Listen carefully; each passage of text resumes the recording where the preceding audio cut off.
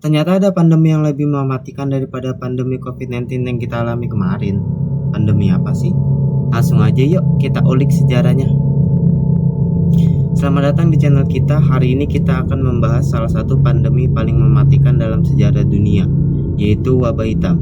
Pandemi ini melanda Eropa, Asia, dan Timur Tengah pada peradaban abad ke-14 dan mengakibatkan kematian massal yang mengubah sejarah dunia selamanya. Wabah hitam atau yang dikenal juga sebagai Black Death pertama kali muncul di Asia Tengah pada tahun 1330-an. Penyakit ini menyebabkan oleh bakteri Yersinia pestis yang dihidupi dalam kutu yang biasanya ditemukan pada tikus. Penyebab wabah hitam adalah bakteri Yersinia pestis yang dibawa oleh kutu yang hidup di tubuh tikus. Namun, beberapa penelitian terbaru menunjukkan bahwa parasit manusia seperti kutu dan kutu busuk juga mungkin berperan dalam penyebaran penyakit ini. Bakteri ini dapat menyebabkan 3 bentuk wabah, yaitu wabah pes, wabah septikemik, dan wabah pneumonik. Dari Asia Tengah, wabah ini menyebar melalui jalur sutra, dibawa oleh para pedagang dan tentara Mongol pada tahun 1347. Wabah ini mencapai kota pelabuhan Kava di Crimea dan dari sana menyebar ke seluruh Eropa.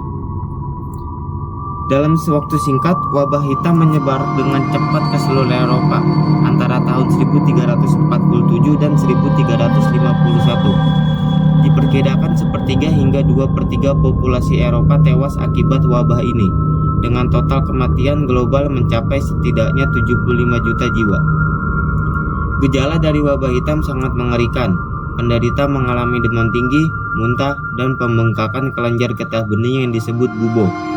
Kulit mereka seringkali menghitam akibat pendarahan subdermal yang menjadi asal nama Black Death. Pada masa itu pengetahuan medis sangat terbatas. Dokter-dokter menggunakan berbagai metode yang tidak efektif, seperti pengeluaran darah dan penggunaan ramuan herbal. Banyak orang percaya bahwa wabah ini adalah hukuman dari Tuhan, sehingga mereka melakukan berbagai ritual keagamaan untuk memohon ampun. Dan para dokter pada masa itu juga tidak memiliki alat untuk melawan wabah ini. Mereka menggunakan pakaian pelindung yang aneh dengan masker berbentuk paruh yang diisi dengan ramuan aromatik untuk melindungi diri dari udara yang dianggap tercemar. Dokter-dokter ini yang dikenal sebagai dokter wabah seringkali tidak efektif dalam mengobati pasien mereka.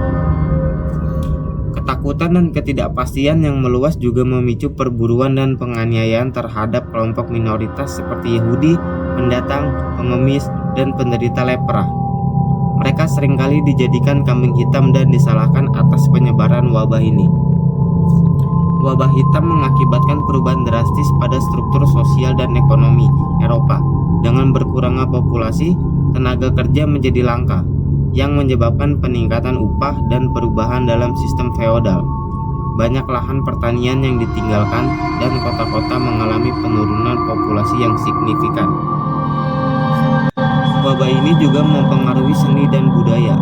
Banyak karya seni dari periode ini yang menggambarkan kematian dan penderitaan, seperti yang terlihat dalam karya sastra The Decameron, karya Giovanni Boccaccio. Baru-baru ini, para ilmuwan telah melakukan penelitian untuk memahami asal-muasal dan penyebaran wabah hitam. Analisa DNA dari gigi manusia yang ditemukan di kuburan di Kirgistan menunjukkan bahwa wabah ini memungkinkan besar berasal dari Asia Tengah pada tahun 1330-an. Wabah hitam adalah salah satu contoh bagaimana penyakit dapat mengubah jalanan sejarah. Meskipun kita telah membuat kemajuan besar dalam bidang medis, penting untuk terus belajar dari masa lalu agar kita dapat menghadapi tantangan kesehatan di masa depan.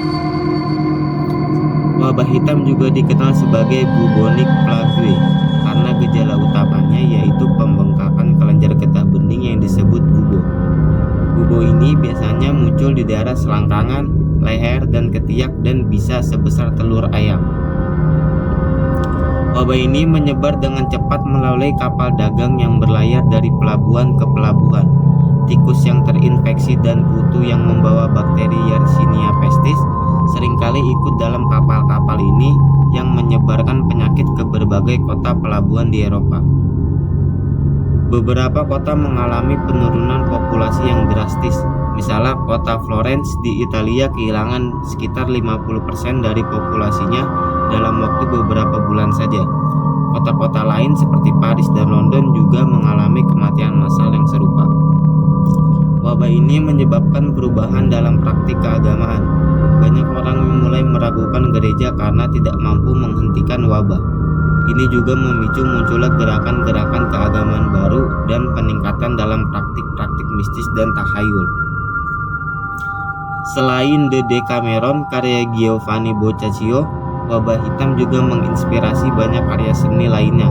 Misalnya tarian kematian atau Danse Macabre menjadi tema populer dalam seni Eropa, menggambarkan kematian yang menjemput orang dari semua lapisan masyarakat. Pada masa itu, banyak teori berkembang tentang penyebab wabah. Beberapa orang percaya bahwa wabah disebabkan oleh udara buruk atau miasma. Teori lain menyebutkan bahwa konjungsi planet atau bintang tertentu menyebabkan wabah. Beberapa kota mencoba mengambil langkah-langkah pencegahan untuk pengadilan penyebaran wabah. Misalnya kota Ragusa, sekarang yang disebut Dubrovnik, di Kroasia memberlakukan karantina selama 30 hari bagi kapal yang datang, yang kemudian diperpanjang menjadi 40 hari. Asal-muasal istilah quarantine dari bahasa Itali quaranta yang berarti 40. Meskipun vaksin untuk wabah ini tidak ditemukan hingga abad ke-19, penelitian tentang wabah ini membantu perkembangan ilmu mikrobiologi dan pemahaman tentang penyakit menular.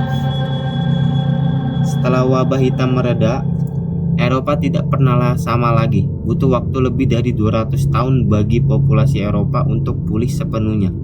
Namun, dari kehancuran ini muncul perubahan besar yang membentuk dunia modern.